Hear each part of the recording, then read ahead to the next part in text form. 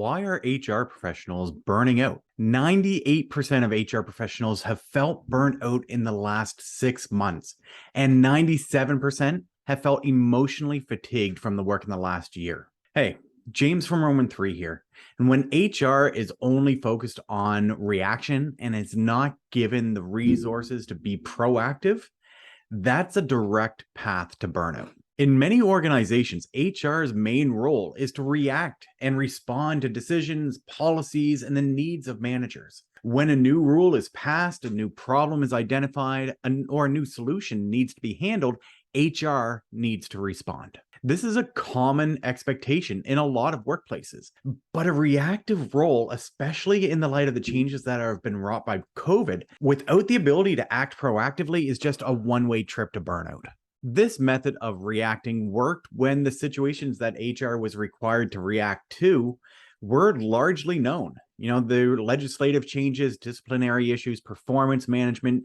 Yes, each situation was unique, but the underlying assumptions or foundations remained largely unchanged. Due to the disruption brought by COVID, HR is tasked with developing new strategies, new policies, new projects and initiatives because we're never allowed HR to take a proactive role in our businesses. And this is what's causing people to burn out. It's like being required to maintain the temperature of a building while everyone else is just leaving the windows open and nobody wants to sell you any fuel. And then you're criticized when the building is cold. Or it can mirror caretaker fatigue, which is really common in healthcare.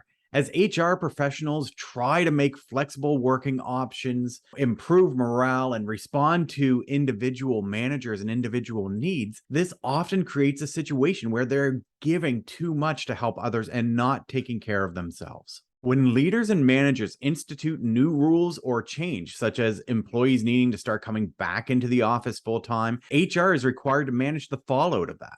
Whether that is enforced compliance, responding to employee turnover, or investigating employee disengagement, HR is required to react. Now, many people may say, well, isn't that just their job? Aren't they supposed to make sure that employees are following the rules and doing what managers need them to do? While yes, HR's primary role in most organizations is to support managers and leaders to make sure that employees are working as they require. The problem is that there's little to no freedom to take a proactive approach, to create systems that can respond to changing needs or influence those decisions with how is this going to affect employees. Just like how accounting and finance teams have a proactive voice to weigh in on decisions from how is this going to affect the bottom line decision or perspective, HR needs to have an equal seat at the table to advocate for a more proactive role without the ability to get ahead of issues and have influence on the rules, actions, and policies that impact employees.